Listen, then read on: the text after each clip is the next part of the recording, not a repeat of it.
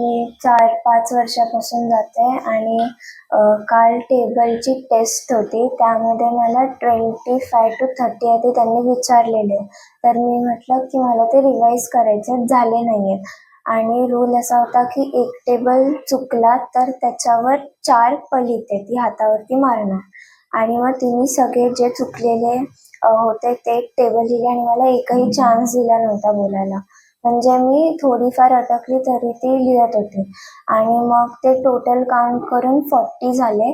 तर मग एका हातावर तिने 20 वेळा मारलं. आम्ही इथेच राहतोय. म्हणजे माझ्या मुलीचा जन्म इथेच. मला पण 20-22 वर्ष इथे राहते मी आज. आणि हिला ट्युशनला टाकली तेव्हा ही 3री-4थीला होती. तेव्हापासून ही त्यांच्याकडे ट्युशनला जाते. चांगलं होतं, म्हणजे असं काही प्रॉब्लेम नव्हतं, पण हे अचानक जे मारलं हे फ्रस्ट्रेशन काढल्यासारखं त्यांनी मारलेलं तिला. खूप मारलेलं आहे तिला. 1 तास तिला वनवं उभं केलं. फक्त 1 तास पूर्ण वनवं उभं करून नंतर हे मार कंटिन्यू तिला मारलं गेलंय असं.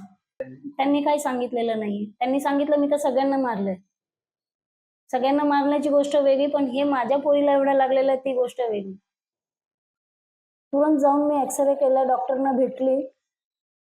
नशीब काय फ्रॅक्चर आलेलं नाही. फ्रॅक्चर झालं असतं तर त्याची भरपाई काय झाली असती. मुलीला त्रास झाला त्याचं काय, ते किती त्रास झालाय तिला. एक्झाम्स जवळ आलेले आहेत आता. हे चुकीचं मारलेलं आहे. अभ्यास ही असं पण नाहीये की ही तुमच्याकडे आजच ट्युशनला आली. 3री पासून तुमच्याकडे जर ट्युशनला आहे तर ह्या चाइल्डची मेंटॅलिटी तुम्हाला माहिती आहे की मी दिलेला अभ्यास तिने व्यवस्थित केलेला आहे. बरं, तुम्ही जे तिला अभ्यास दिलेला तिने नाही केलं 10 दिवस 15 दिवस, तर तुम्ही वनवं केलं असतं किंवा 2-4 फटके दिले असतं, काही प्रॉब्लेम नव्हतं. पण हे वनवं करून तुमची शिक्षा पूर्ण झाली नाही आणि तुम्ही हे असं मारलेलं आहे.